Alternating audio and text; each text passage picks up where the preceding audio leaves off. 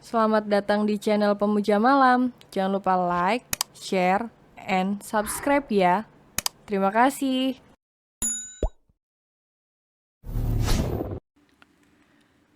Chapter 5, Lembaran Baru.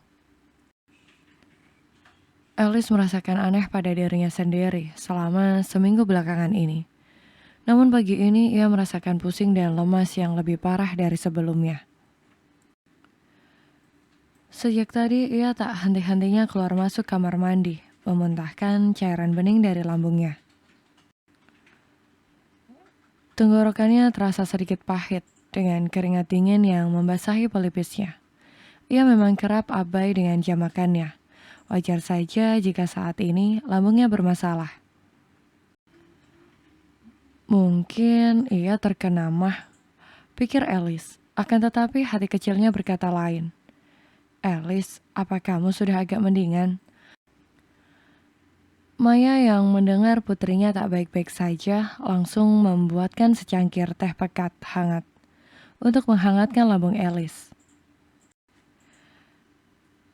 Alice yang terbaring asal di pinggir ranjang pun hanya mengangguk lemah. Maya mendekat, mengusap peluh keringat yang membasahi pelipis putrinya dengan tisu. Wajah Alice yang pucat seperti tak ada darah yang mengaliri wajahnya. Minum ini dulu, siapa tahu bisa menghangatkan lambungmu. Alice bangkit, menghadap Maya. Tangannya meraih gelas berisi teh itu dan menyeruputnya sedikit demi sedikit. Memang terasa hangat, akan tetapi detik kemudian perutnya langsung bergejolak kembali.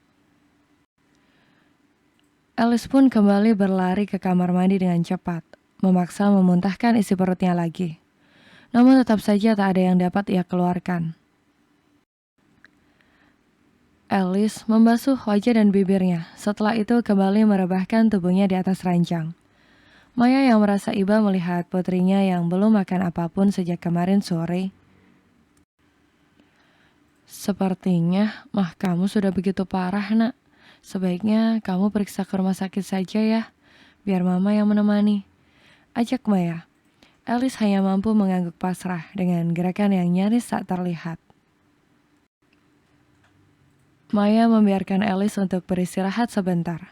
Siang hari mereka berangkat menuju rumah sakit dengan menaiki taksi. Tak butuh waktu lama, Maya dan Alice sampai di rumah sakit.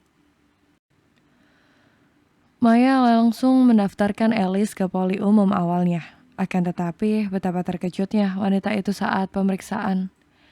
Alice justru dirujuk pada dokter Objen setelah menjalani serangkaian tes dan mendapatkan hasil. Kini Alice tertegun mendengarkan ucapan dokter yang seakan menghempaskan tubuhnya ke dasar jurang yang paling dalam. Selamat Bu Alice, Anda akan memiliki anak. Ucap dokter perempuan cantik yang mengenakan pembungkus kepala berwarna pink dengan motif bunga yang kecil-kecil. Maya menutup mulutnya karena kaget. Matanya berkaca-kaca, ada perasaan senang yang hadir di hatinya. Ia tak mengira jika harapannya menjadi seorang nenek akan terkabul. Jika Maya berbahagia maka jauh berbeda dengan Alice. Kilasan malam di mana ia berhubungan layaknya suami istri bersama Bara tergambar jelas di ingatannya. Dan bodohnya, kenapa ia tak menyadari jika dirinya sudah tidak mendapatkan tamu bulanan. Masalah yang ia hadapi membuatnya abai pada dirinya sendiri. Bu Alice, Bu Alice. Alice tidak merespon. Ia sedang berkelana dengan pikirannya sendiri. Andai anak itu adalah anak Gavin, mungkin Alice akan sedikit berbahagia di tengah perceraiannya yang terjadi. Tapi nyatanya anak itu adalah anak dari mantan kakak iparnya sendiri. Apa yang harus Alice katakan pada mamanya? Wanita itu bingung dan kalut. Alice, apa yang sedang kamu pikirkan? Maya menggoyangkan bau putrinya. Alice pun tersentak. Ia tersadar dari keterdiamannya dan menoleh. Ah, ada apa mah? Maya menghela napas. Dengarkan apa yang dikatakan dokter. Alice beralih menatap dokter cantik itu yang tersenyum ramah. Pada kehamilan 3 bulan pertama, mohon dijaga baik-baik kandungannya. Jangan terlalu banyak berpikir dan stres, dan pastikan ibu memakan makanan yang sehat untuk bayi, serta jangan lupa susu untuk kehamilannya, kata dokter itu. Alice menganggukkan kepala paham, hatinya masih dipenuhi kebimbangan, dan Maya sangat menyadari itu. Ia paham akan kondisi sulit putrinya saat ini.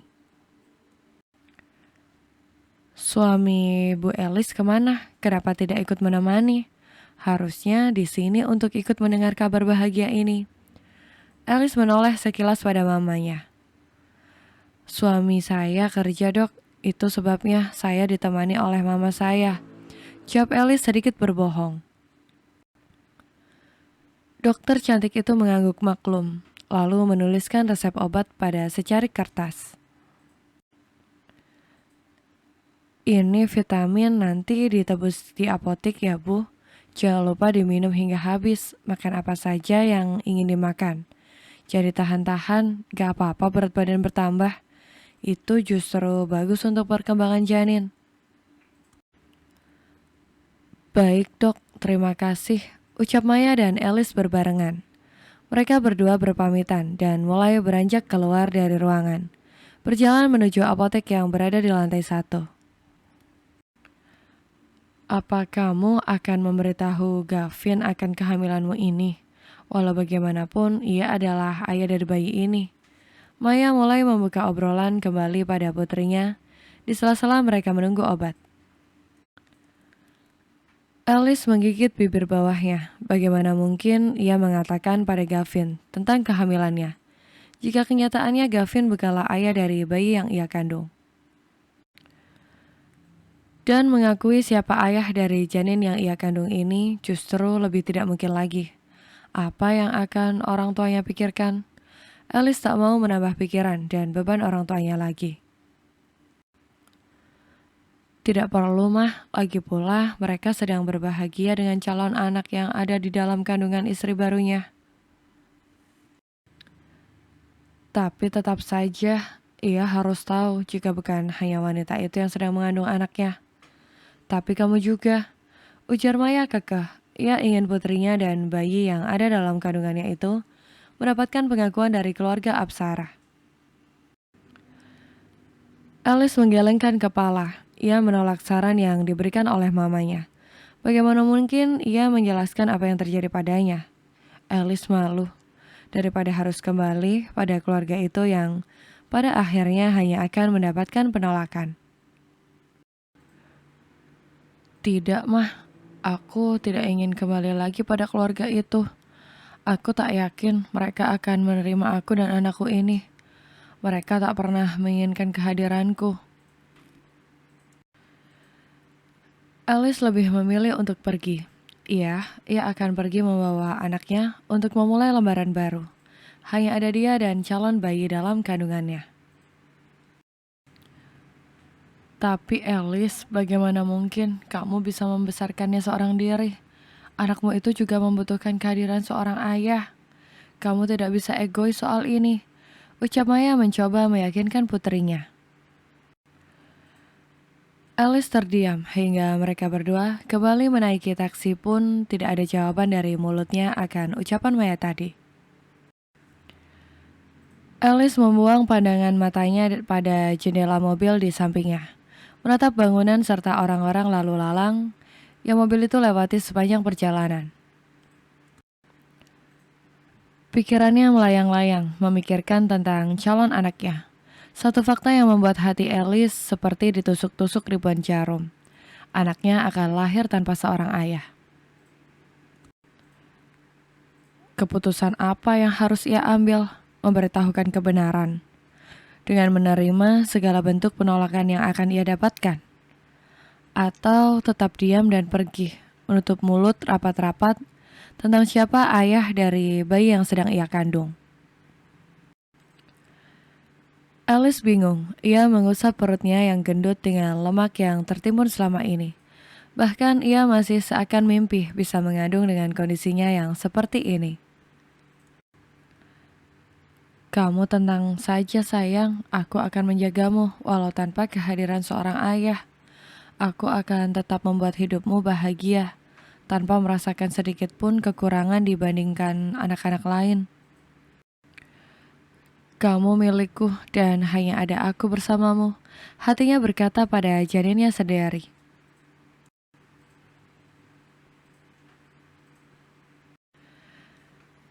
Alice berdiri di dalam bandara, menunggu keberangkatannya dengan koper yang ia bawa.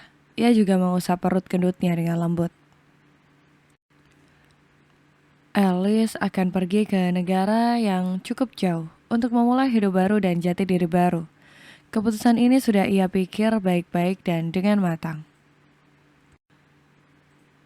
Sebenarnya hati Alice sangat sedih harus meninggalkan mama dan papanya, hanya berdua di rumah. Suasana bandara yang cukup ramai dengan orang yang lalu lalang tak membuat Alice sadar dengan sepasang mata yang memperhatikannya sedari tadi dari jauh.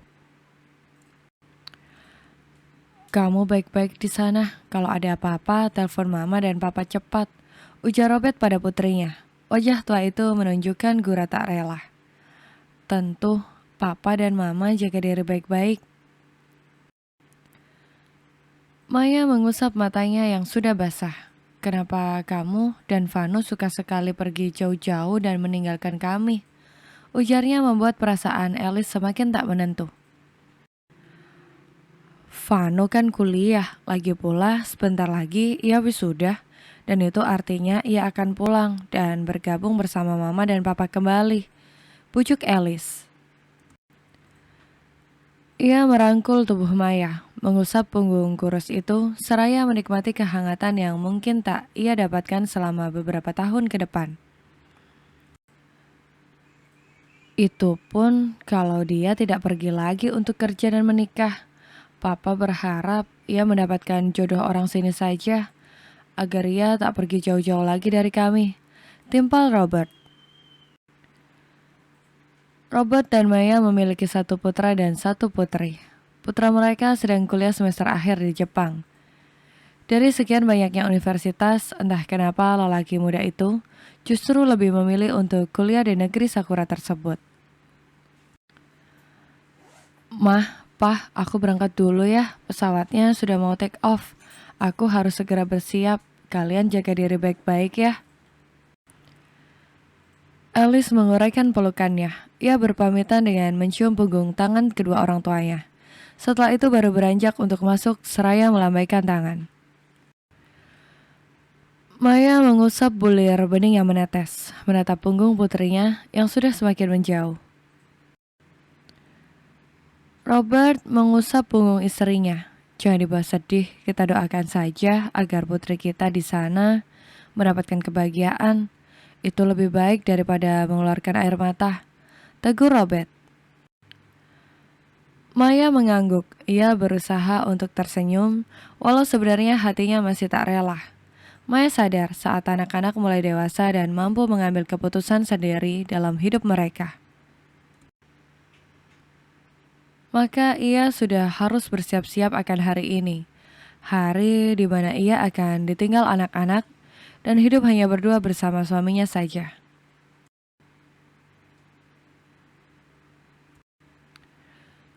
Bara membolak balik kertas yang berisi rangkuman kasus yang sedang ia tangani. Tak ada satu kalimat pun yang ada di kertas itu masuk ke dalam otaknya. Hatinya gelisah dengan perasaan yang tidak ia mengerti. Stephen yang sedang duduk di hadapan Bara mengerutkan keningnya. Apa Anda sakit, Pak? Wajah Anda tampak pucat. Tanya Steve. Bara menghela nafas berat. Entahlah, aku merasa tubuhku lemas, pusing dan sedikit mual. Padahal aku sudah sarapan dan makan siang. Tapi kenapa mahku kumat seperti ini? Jelasnya. Sebaiknya Anda pulang saja, Pak, sebelum keadaan Anda tambah parah. Masalah pekerjaan biar saya saja yang selesaikan. Lagi pula, sidangnya juga masih 1 bulan lagi. Jadi kita masih punya banyak waktu untuk menanganinya.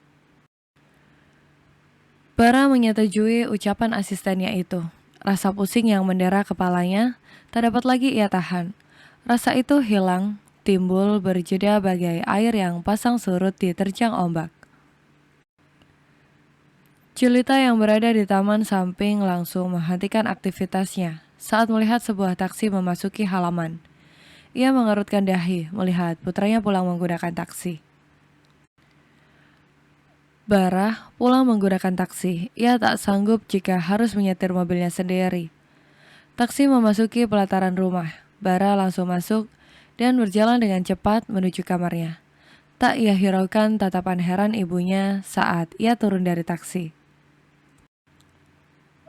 Loh, bukannya berangkat tadi bawa mobil sendiri?